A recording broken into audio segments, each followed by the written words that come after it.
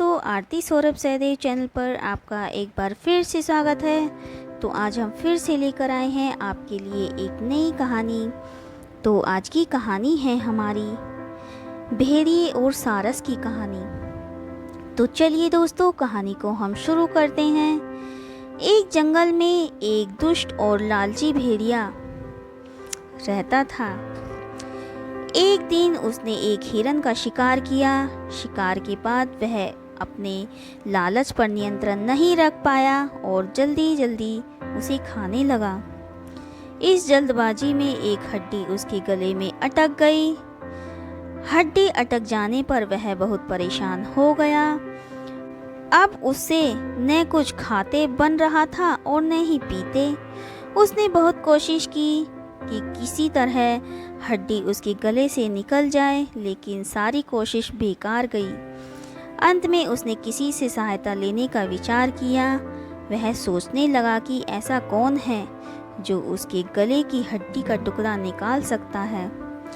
कुछ देर सोचने पर उसे सारस का ध्यान आया। सारस की लंबी गर्दन और चोंच थी। वह उसके मुंह में अपनी चोंच घुसाकर आसानी से हड्डी निकाल सकता था। बिना देर किए भेड़िया सारस के पास पहुंचा और बोला, सारस भाई, मेरे गले में एक हड्डी अटक गई है। क्या तुम अपनी चोंच से वो हड्डी निकाल दोगे? मैं तुम्हारा बहुत आभारी रहूँगा और तुम्हें उचित इनाम भी दूंगा। सारस पहले तो भेड़िए के मुंह में अपनी चोंच डालने से डरा, लेकिन बाद में वे उसे भेड़िए पर दया आ गई और तैयार हो गया।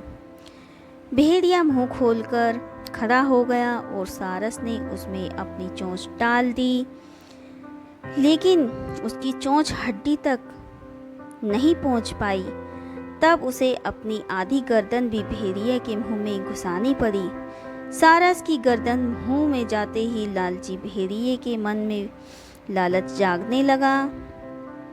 वह सोचने लगा कि यदि मैं इसकी लजीज गर्दन को चबा पाता तो मज़ा आ जाता, लेकिन उस समय उसे अपने मुंह में फंसी हड्डी निकलवानी थी, इसलिए वह मन मार कर रह गया।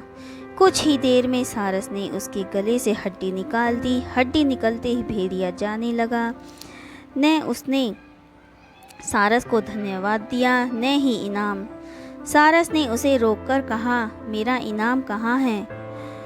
तुमने कहा था कि तुम इस काम के बदले मुझे इनाम दोगे। भेड़िया बोला, एक भेड़िए के मुंह में अपनी गर्दन डालकर भी तुम सही सलामत हो, क्या यह तुम्हारा इनाम नहीं है? इतना कहकर भेड़िया चला गया और सारस मुंह लटका कर खड़ा रह गया। तो दोस्तों, इस कहानी से हमें यह शिक्षा मिलती है कि लालची और दुष्ट व्यक्ति से कभी कृतज्ञता का या पुरस्कार की अपेक्षा नहीं करनी चाहिए। तो दोस्तों, आज की कहानी आपको हमारी कैसी लगी हमें कमेंट करके ज़रूर बताएं। अगर आपको हमारी कहानी पसंद आई हो तो उसे ज़्यादा से ज़्यादा लाइक और शेयर करें और हमारे चैनल को सब्सक्राइब करना ना भूलें। धन्यवाद।